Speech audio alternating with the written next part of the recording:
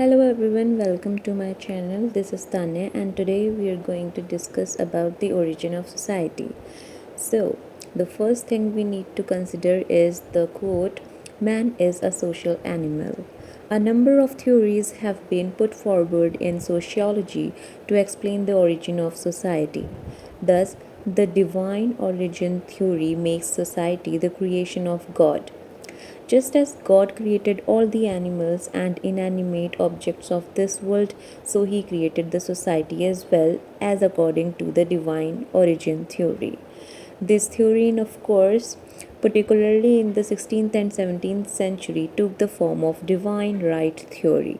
The force theory makes society the result of superior physical force. On the other hand, according to this theory, the society originated in the subjugation of the weaker by the stranger, by the stronger. In the primitive times, the man of exceptional physical strength was able to overweigh his fellow men and to exercise some kind of authority over them. Thus, through physical coercion or compulsion, men were brought together and made to live in society. The patriarchal and matriarchal theories make society the expansion of family system.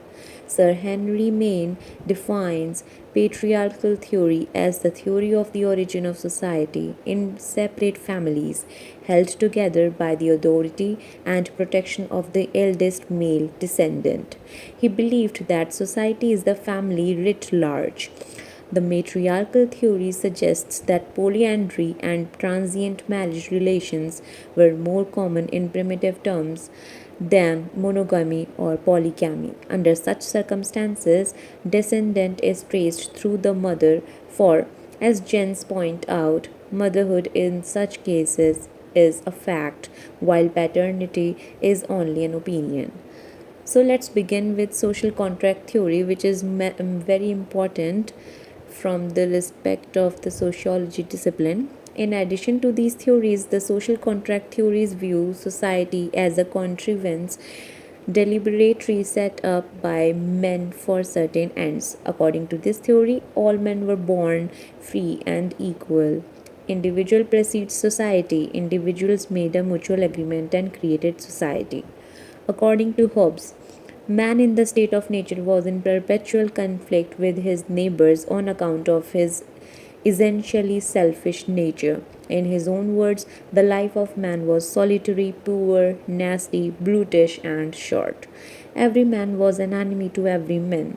To protect himself against the evil consequence, man organized himself in society in order to live in peace with all.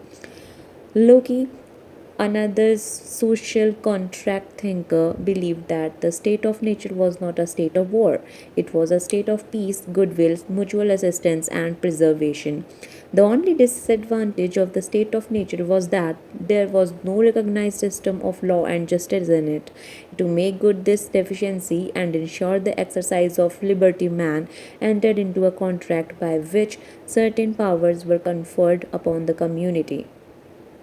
Rousseau, on the other hand, in his Contrat Social, held that man in the state of nature were equal, self sufficient, and contented.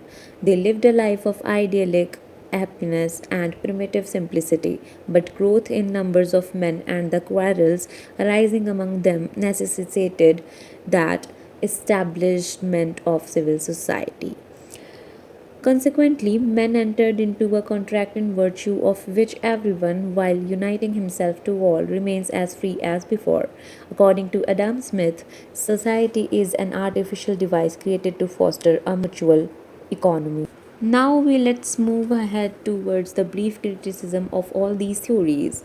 So the above theories of the origin of society do not provide an adequate explanation of its origin. All of them have been subjected to numerous criticisms.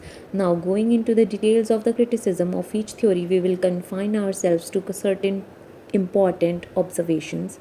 The origin of society is not due to God's intervention in human history. The society is the outcome of the social instinct of man. Force, no doubt, is an important factor in the evolution of society, but it cannot be regarded as the one and the only factor. Several other factors must have entered into the composition of early society. It is as much a result of voluntary amalgamation as of force or conquest. Neither of the patriarchal and matriarchal families can be held universal. In the words of Leacock, no single form of the primitive family or group can be asserted. Here, the matriarchal relationship and there a patriarchal regime is found to have been the rule, either of which may perhaps be displaced by the other. The social contract theory seems to assume that man as individual is prior to society, but this assumption is erroneous because of the fact that sociality is inborn in man. As soon as he saw the light of the day with others like him, society became a fact. Human beings are human beings inside and outside of society. Society's fact emerged gradually. It did not come into existence on a particular day. The above theories might indicate the way in which certain societies begin to exist, but they do not offer a valid explanation of the origin of society. What we should consider is the evolutionary theory. So, the evolutionary theory offers a generally correct explanation of the origin of society. According to it, society is not a make but a growth. It is the result of a gradual evolution. It is continuous development from unorganized to organized, from less perfect to more perfect, and various factors helped in its development from time to time. Kinship and family were the earliest bonds uniting man with man. Patriarchal society was organized on the basis of kinship through males.